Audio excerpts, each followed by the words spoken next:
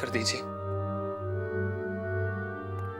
Uncle, please मुझे माफ कर दीजिए अंकल। अंकल, मेरी गलती की वजह से आपकी जो बेइज्जती हुई उसके लिए मैं बहुत शर्मिंदा हूं। पर अंकल, मेरा ऐसा कोई इरादा नहीं था अंकल। प्लीज अंकल, मुझे माफ कर दीजिए।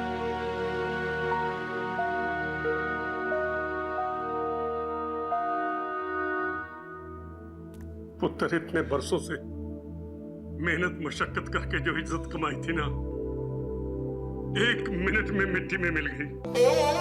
मैं खड़ा रहा और कुछ बोल भी नहीं सका।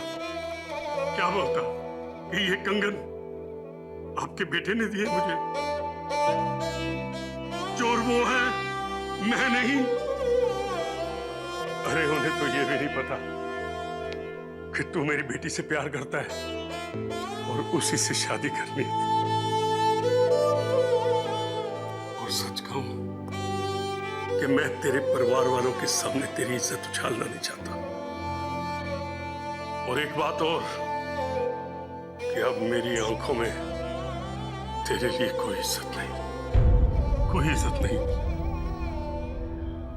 विमला दी, विमला दी, आप यहाँ पे हो? मैं आपको पूरे घर में ढूंढ रही थी। क्यों, क्या हुआ? निशु, सैंडविच। दीदी ये देखो, एक कंगन तो मिल गया। अरे वाह, कहाँ मिला? इतने दिनों कहाँ था वो तो मुझे पता नहीं, पर हाँ अपने आप चलकर तो नहीं आया होगा ना। अरे दीदी, जर्नैल सिंह जो डॉली की शादी में आए थे नॉनवेज लेकर गलती से, वो गए थे दुकान पर इसे ठीक करवाने। ये तो अच्छा हुआ कि उन्होंने पकड़ लिया, वरना।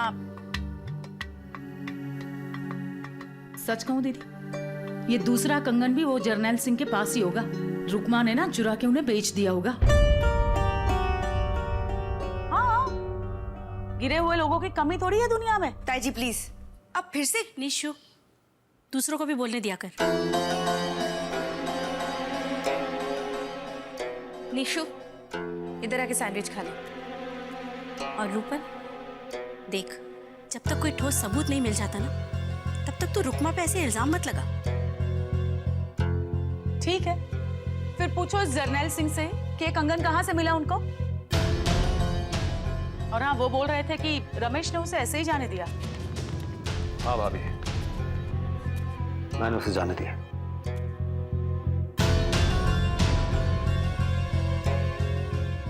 क्योंकि भाभी, इंसान को ना हम सिर्फ पैसों से नहीं तोल सकते, इज्जत भी कोई चीज होती है।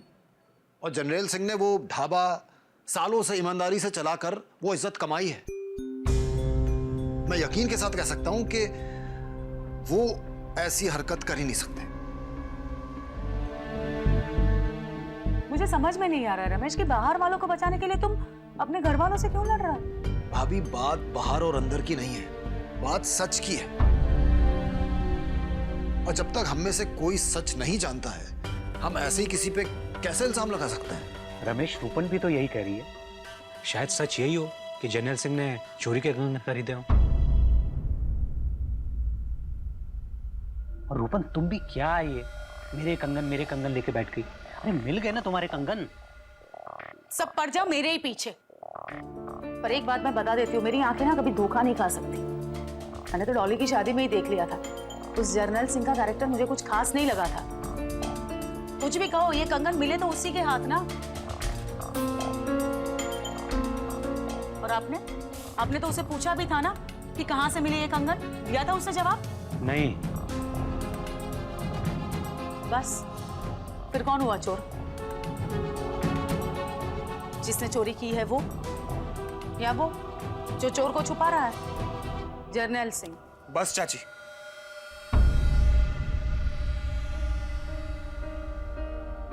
अब और कोई जर्नैल अंकल के बारे में एक शब्द नहीं बोलेगा, और अगर बोला तो। उमेश, ये क्या तरीका है अपने से बड़ों से बात करने का? तुम इन सबके बीच में बोल क्यों रहे हो? क्योंकि कंगन उन्होंने नहीं, मैंने चोरी किए थे।